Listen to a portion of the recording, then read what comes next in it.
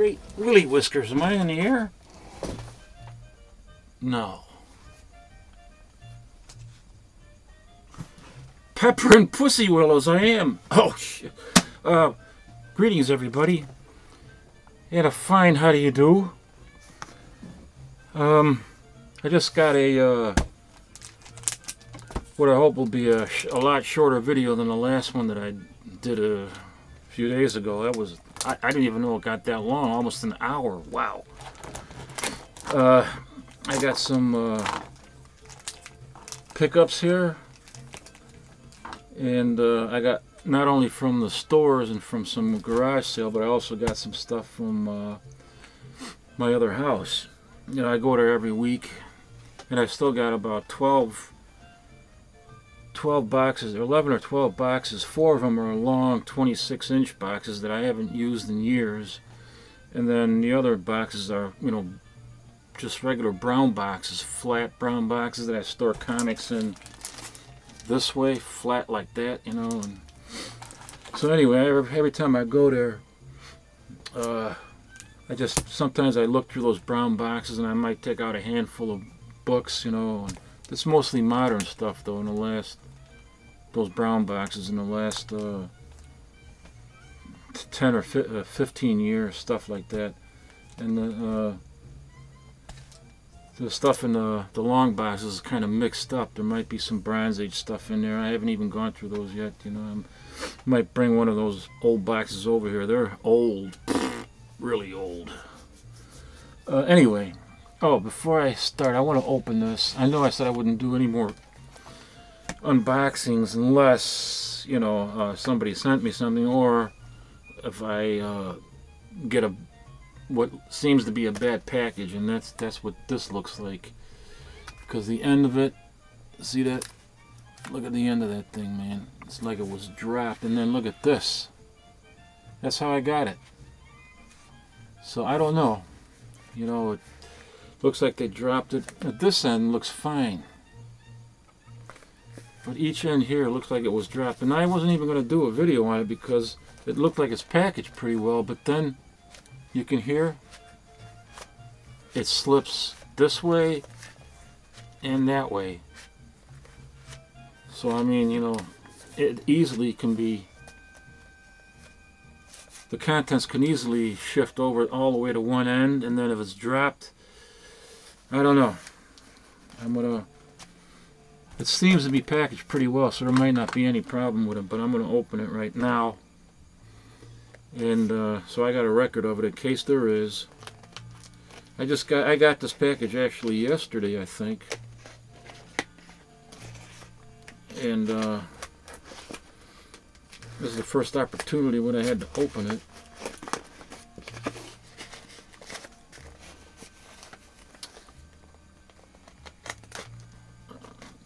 You put tape across this part, man, so I can't pull the tab. You know, these things have tabs like this. You can just rip it open, but he's got tape across it, so I can't do that. Okay. Well, uh-oh.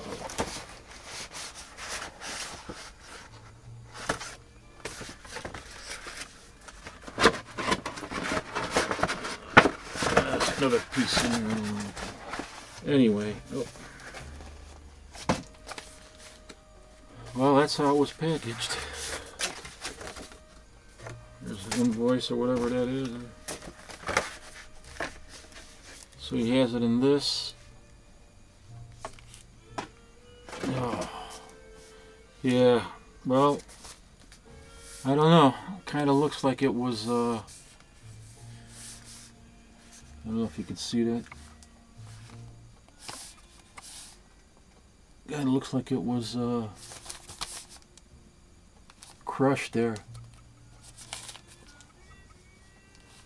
And then the other end too. Well, we'll see. I don't know. I hope it's going to be okay here. I mean, it wasn't outrageous of a price, but it's kind of expensive for this kind of book.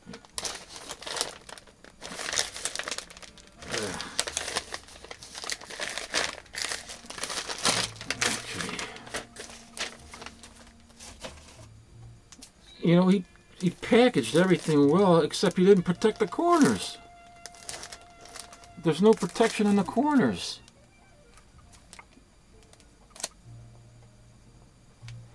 I mean, you can see there's no protection in the corners, open on each end, open-ended like that. There's the comic right there.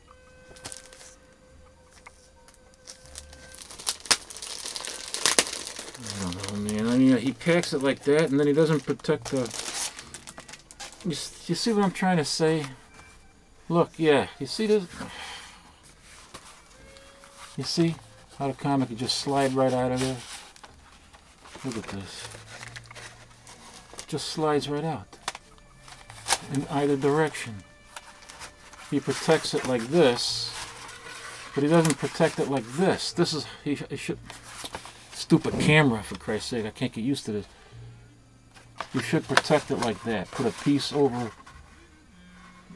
you know, this end of it, so the corners are protected, but didn't do that. So, I don't know. Looks like right there is going to be some damage. I hope not. I'm not even going to look at anything else. The backer board is damaged. This is supposed to have been a near mint to mint. It's Harlequin #1. I have a couple of these, but they're like, you know, almost near mint, and this was advertised as near mint to mint, which would make it a 9.6 or a 9.8 if it was. I don't know. Let me take it out of there. I can't tell, but clearly you can see that the oh shit, oh Christ's sake, this part of it's damaged too. The comic is bent down here. Bent on each corner. Look at this. First of all, look at the backer board. You see that corner right there is bent, and now the other corner, well, right there. Now in this corner,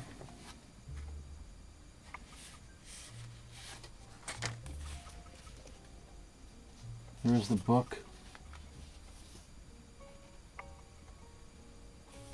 I mean, this is hard to show. It's hard to see here. It's bent. There.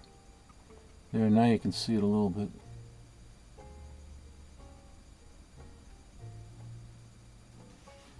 So it doesn't look too bad on that one, but it's there. It's a nice crease there now. Oh shit, you can see it even more on this side. Oh man.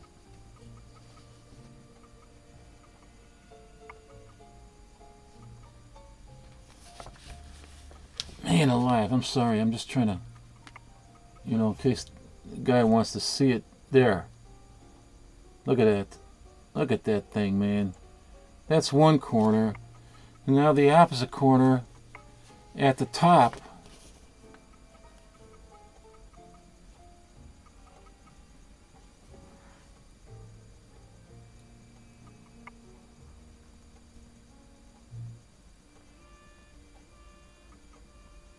Just bear with me for a moment. You can see a little crease right there.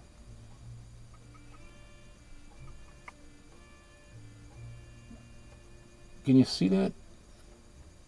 The tip, the very tip, it's bent. You can see a crease right there. It's hard to show it on the camera, but it's there. Both ends of it have been damaged now. Well, that certainly is not near mint to mint, that's for sure. I paid like 35 bucks for this thing because I wanted to get one that was really close to mint. Now, I would have to say it's no better than Very Fine as far as I'm concerned.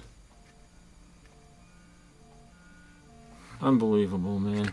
All they had to do was protect the corners. I mean, why bother going through all the hassle protecting this side and this side and not the top and bottom of the book where the corners are? That's what really needs protection, are the freaking corners, man. Anyway, now I gotta contact this guy and deal with that shit. Oh man, that, well, I don't know. I don't want to. Anyway.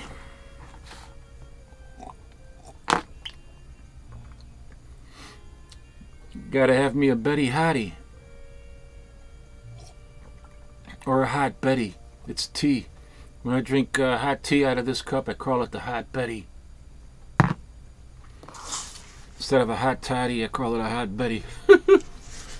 Okay. Oh, let me give a couple of shout outs, because I always, see, I would have forgot again. I wrote them down here. I want to give a shout out to some other guys that are, I think, are relatively new, like within the last year. These guys are probably within the last 6 months, I think. Culture Comics, and I will try to leave the link in the description box, or something on the screen in the box. I don't know. I'll figure out something. Culture Comics with a K, and Vin Crew 1200. Many of you guys probably already know of Vin Crew 1200, and Ferengi 102. So check those three guys out. I will leave the link, or at least try to. I've been having a lot of problems with the Google Plus thing, trying to leave links, and unbelievable.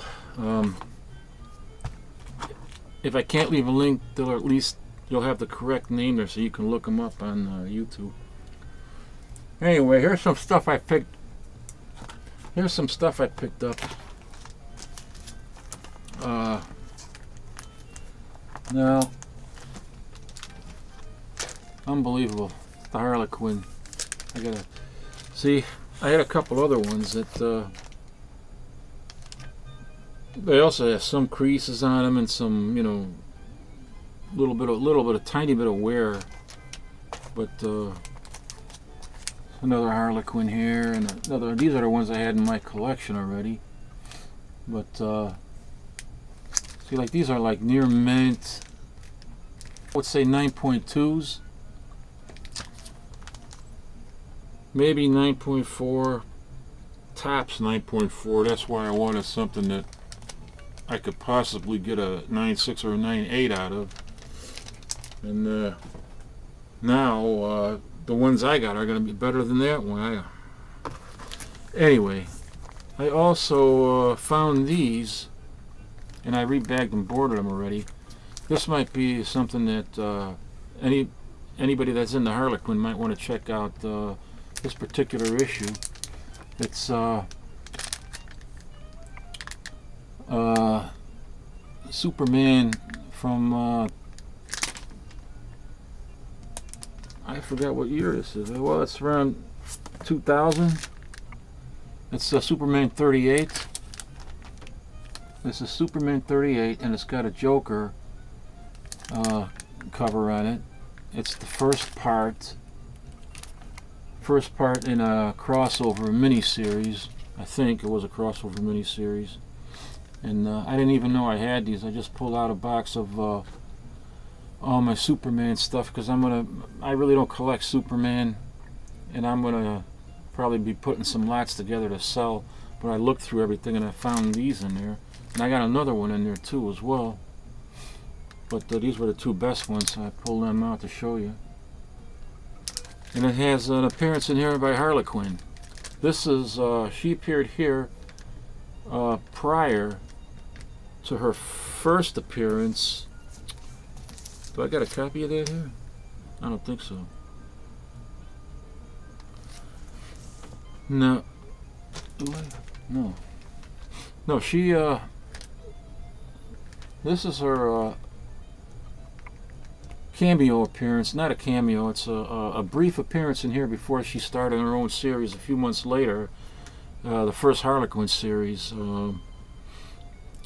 that came out in, this was October of 2000. December, January, I think February or March of the following year, she came out with her own series. And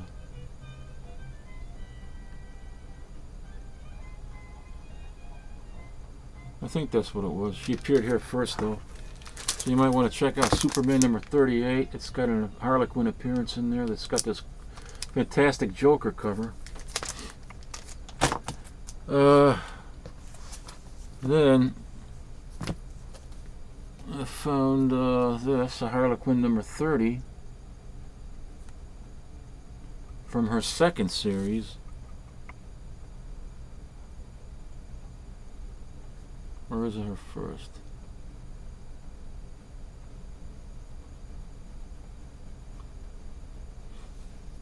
No, this must have been her second series. Well, maybe that was her first. I don't even know now. Now I gotta double check. Oh man, let's see. Yeah, that was her first series. What am I talking about? Right. That's her first series. Harlequin 30. And then she had a mini-series, I think, with 3-issue mini-series with called Batman Harlequin with Poison Ivy. I picked these up. Harlequin 0, signed by Amanda Conner and Jimmy Palmiotti.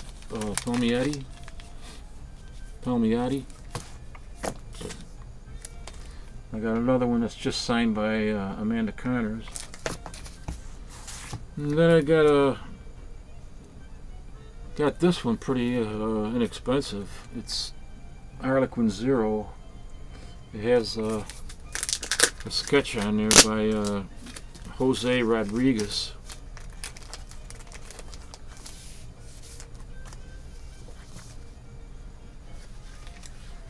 Kind of a wild looking sketch there, huh? I guess that's Deadpool.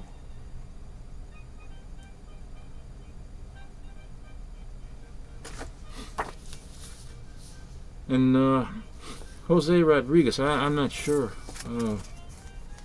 I think he's just, I don't think he's working for any comic company or anything like that. He's just an artist. A starving artist looking for work. But I don't know much about him. There's so many Rodriguez's out there. So that's what I got there. That stupid Harlequin, man. I hope that guy has another copy. Maybe he's got a near mint copy he can send me instead of this piece of crap. That really puts a damper on things for me, you know. Crap. Oh, I got some weird stuff over here, and then I found I was looking through those brown boxes, and I just picked, you know, a handful from the top. Didn't even know what was in there. Just picked it up and then put it in my bag that I take back home with me. And I had a Billy Boy number 1 that I picked up out of that box. Now that's a crazy looking cover. Kind of reminds me of Ed, and Eddie, the cartoon.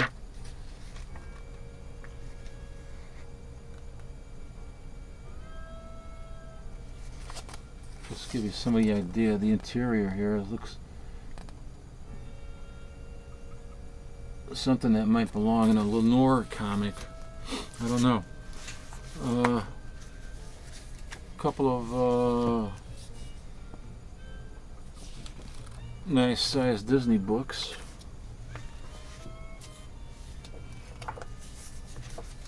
These are like trades, I guess. Trade size comic books.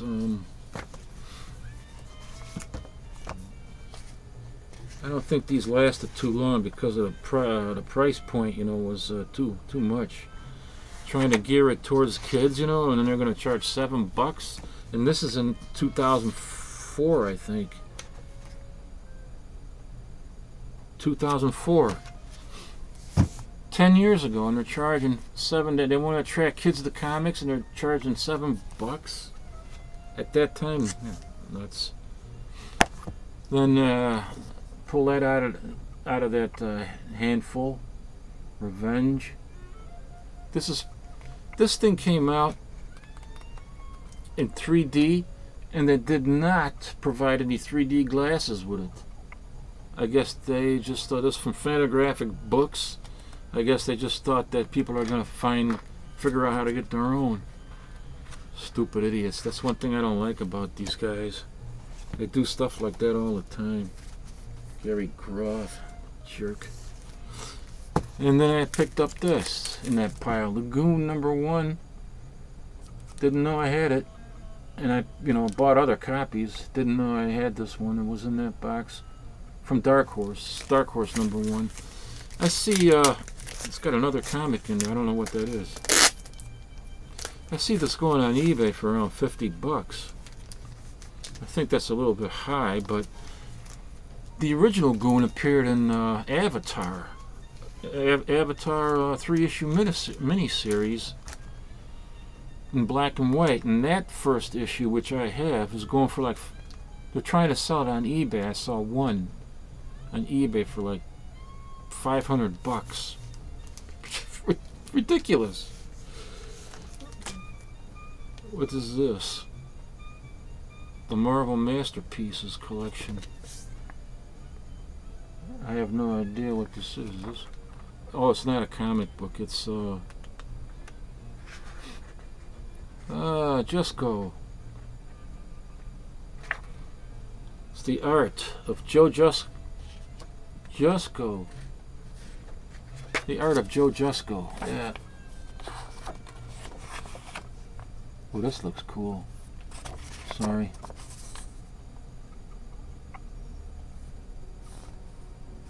This is what I always want to have. I wanted to get a Captain America Red Skull. Want to commission an artist, a good artist, to do me 11 by 17 on an artboard of Captain America and the Red Skull, but that's going to have to continue to wait until I have enough money for something like that, because I'm sure it's going to be at least, depending on who the artist is, I'm sure it's going to be at least 500 bucks. And how, if I get Alex Ross, it'll probably be about 5,000 bucks. And I got this pile of comics. I paid $40 for these. 8 of them. So, first one I got is, and this is, I already took these out, rebagged and boarded them, and I was surprised that they were in a lot better condition than what I saw. I got these off the internet at my secret site. This is probably 9.2, near mint minus. Daredevil, 43. Jack Kirby cover, Captain America. I already have this, but this was included in this whole pile, a lot of 8 comics. And I was really surprised I got this for 40 bucks, man. Plus the shipping.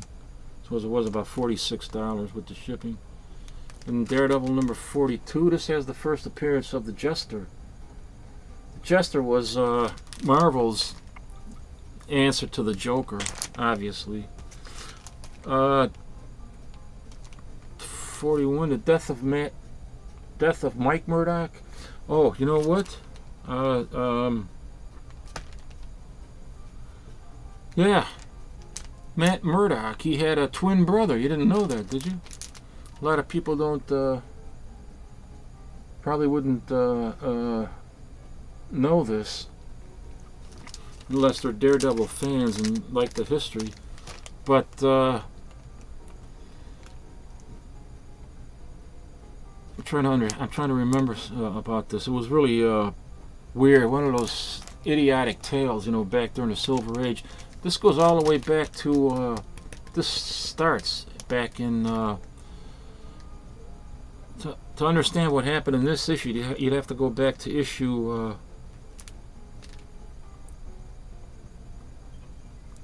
I think 1966, maybe 1967. It was one of the. It would be an issue in the 20s.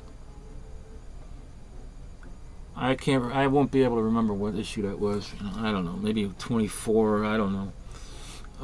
But you'd have to go back into Peabody's Wayback Machine, and at that time, whatever issue that was, Stan Lee wrote a story in there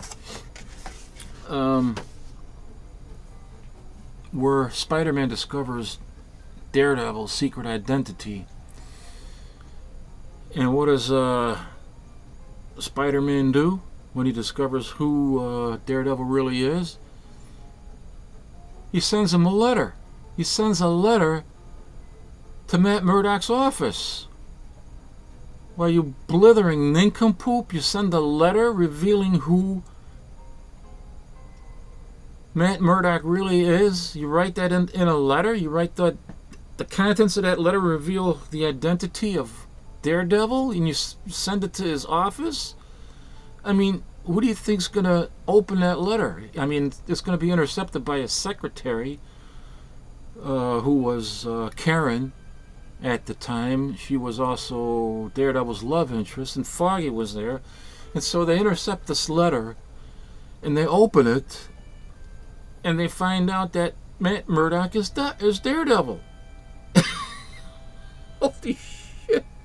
Then Spider-Man sends the letter, not Peter Parker, but Spider-Man sends the letter, and I'm assuming that he did not have a return address on there.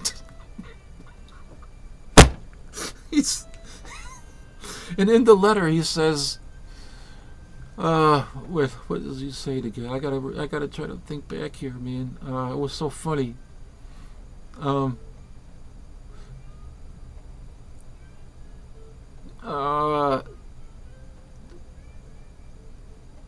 Well, the letter basically states that Spider-Man has just discovered, you know, he knows that I know that you're, he's saying, I know that you're Daredevil, but don't worry. Your secret identity will be safe with me. No one will know your secret. I won't reveal your secret. Oh, you blithering pussy willow, what do you think you just did? You send a letter to his Manhattan office? And you don't think it's going to get intercepted or opened by a secretary? The secretaries usually open all the mail. Great willy whiskers, what a nincompoop. So anyway, yeah, well, they open the letter, and then walks Matt Murdock, and something to that effect. I can't remember the story exactly how it went now, but they confront Matt Murdock about the letter, and here's where it gets funny, at least for me. I mean, at the time, these stories were great to read because Stan Lee wrote these highly improbable and silly stories, and it was aimed towards a younger generation of kids too, and we enjoyed that. We enjoyed arguing about, you know, sometimes how silly it is and how is it plausible or not. You know, sometimes we'd argue about stuff like that, but we still enjoyed reading them. Today, a story like this, you couldn't get away with it. Everybody would criticize it. Everybody would be too serious about it. But anyway, back then, he walks into the office, and they confront him with the contents of the letter. And so we get to, oh, I don't have that issue here anyway. That's what happened there. Then we get to, I think, to this issue. Well, no, not yet. This is back in the 20s, and I'm getting all confused. I have to get back to issue 24, 25, or 26, somewhere around there, where this all took place, where Spider-Man sends the letter. I can't remember exactly what issue it was, but Matt Murdock has to think of something in a hurry, okay, because now they know that he's Daredevil. So he comes up with, in a matter of seconds, he comes up with this idiotic idea that he has a twin brother. He invents a twin brother named Mike, and he's he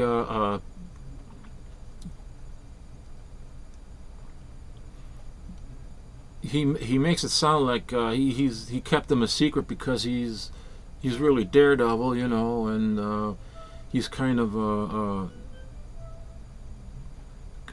crazy gigolo, you know, and he was too embarrassed to tell people about it, his brother, you know, and because of that, you know, he's kind of like Stan Lee created like another Tony Stark in the character of Mike Murdock, and so he was around for a while, I guess. Mike Murdock, you know, it took a while, but I think that as improbable and idiotic as that story is, you know, everybody's within the comic book, they believe that all these characters are supposedly believe that it's true. He's got a brother named Mike who's really Daredevil, you know, Foggy and Karen, and but you know, something like this is not going to be able to go on for a long time anyway, and it didn't. I think it maybe lasted a year and a half or something like that.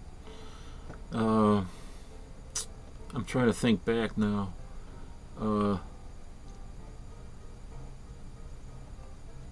there were a lot of things going on in between that first issue where the Spider-Man sends that stupid letter, and then you know, it all culminates in this Daredevil number 41, where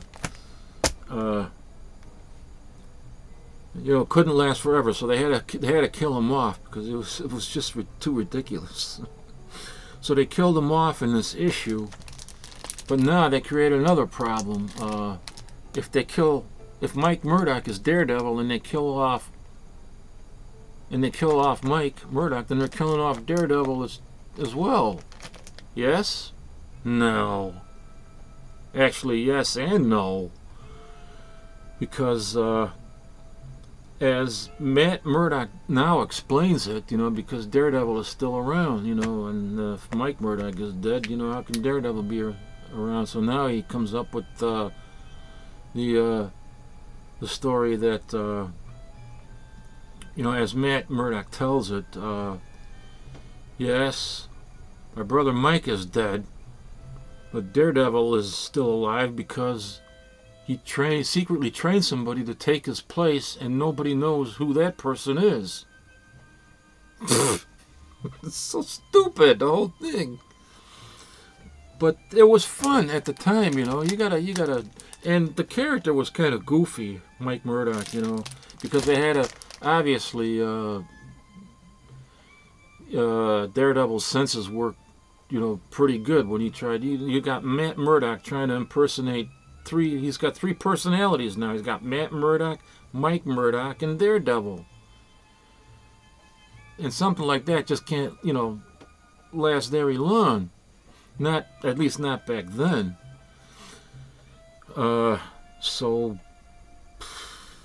they had to eventually kill him off, and that's what they did in issue 41.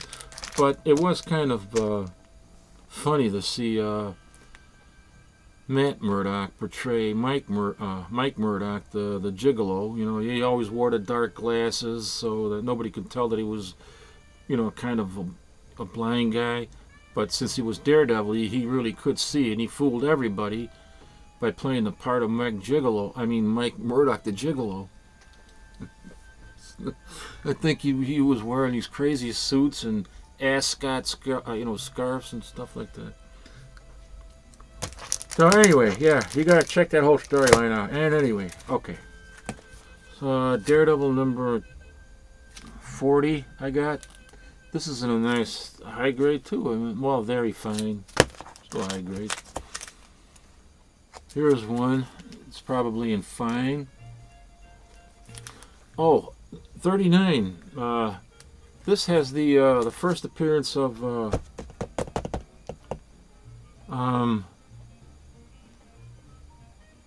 holy shit! The guy that becomes Deathlock? No.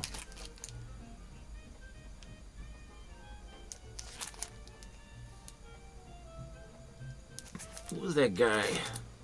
The Terminator? No. the Exterminator. First appearance of the Exterminator, and the Exterminator becomes, later on, becomes Death. Somebody help me out here for shit's sake. Deathstalker. So that's that one. And yeah, I'm losing my marbles. I can't remember this stuff no more. Issue number 38 from 1968. It has a this has a crossover in it. I think FF crossover.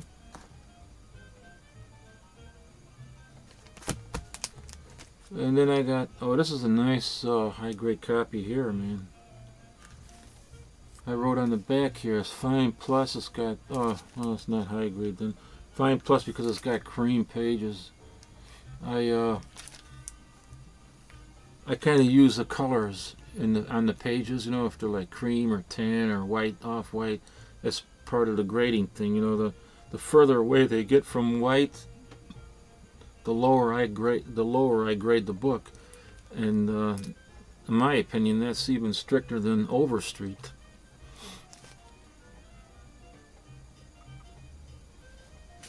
There, let me show you what I'm talking about. I'm gonna take it out of the bag here. Oh, I hate the tape part, but you know.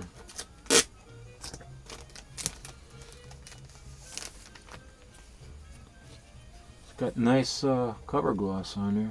See that? There's the back.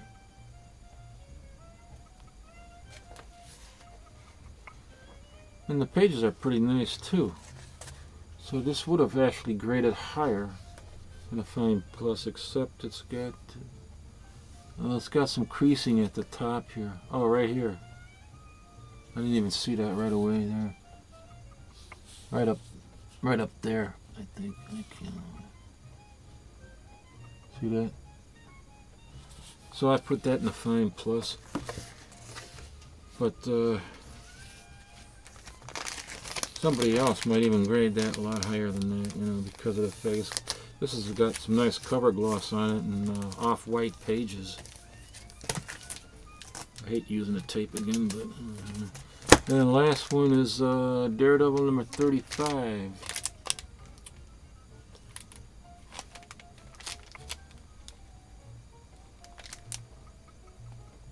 Oh, let me take this out of the bag. I rebagged and boarded this one. Now,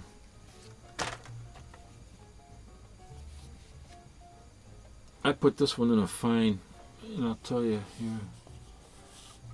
Look at the cover. The cover is really nice, high gloss. And there's hardly anything wrong with this thing. It looks like it, at first glance, it looks like it just came off the newsstand. Something like this, you might even grade in a what? I don't know, Larry find it near mint, but not me. Because, I don't know if you can see it here, but the pages are already getting a little tanned.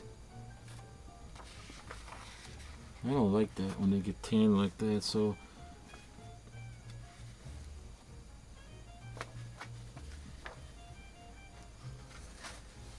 I put some microchamber paper in there, but you see that? That's not even, I mean, the pages of the actual the interior pages themselves are kind of cream colored, but the inside of the back and front covers are starting to tan. So because of that, I automatically lower the grade, you know.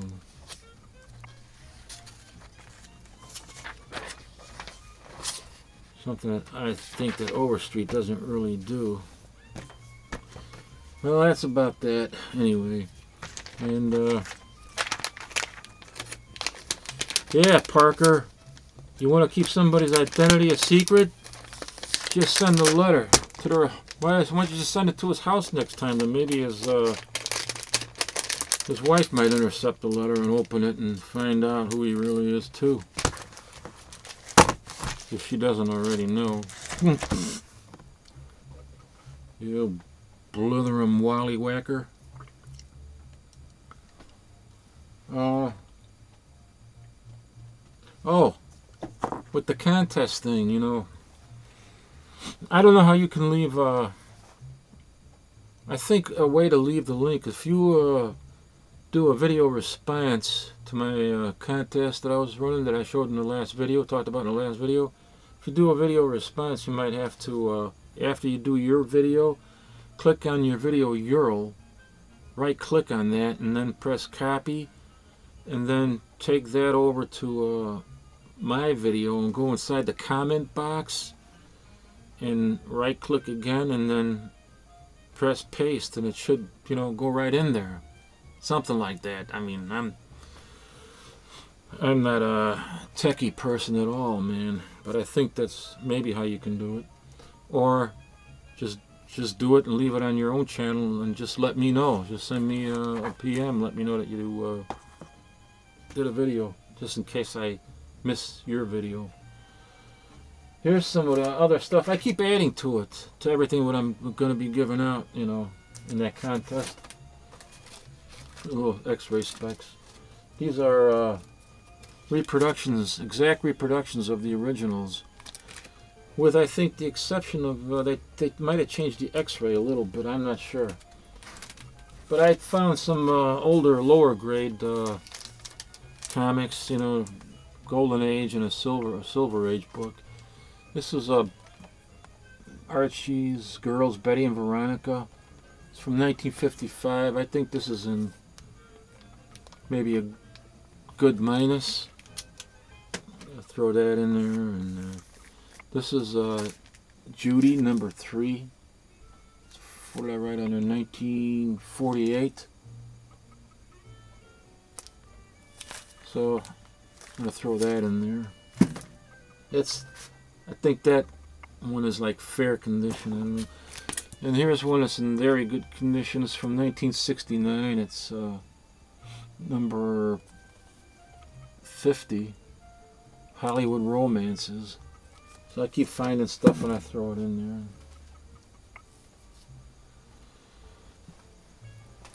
there. Not this. This is my mask number 1. I'm not gonna be. That's LB Cole cover on here, man.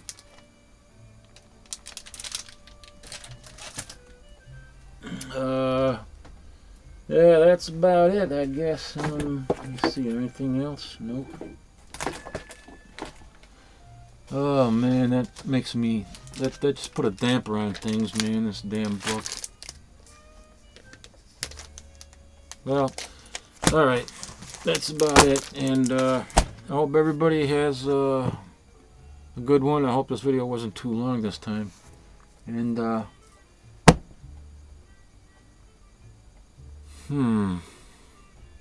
may you live long and be well. Talk to you guys later.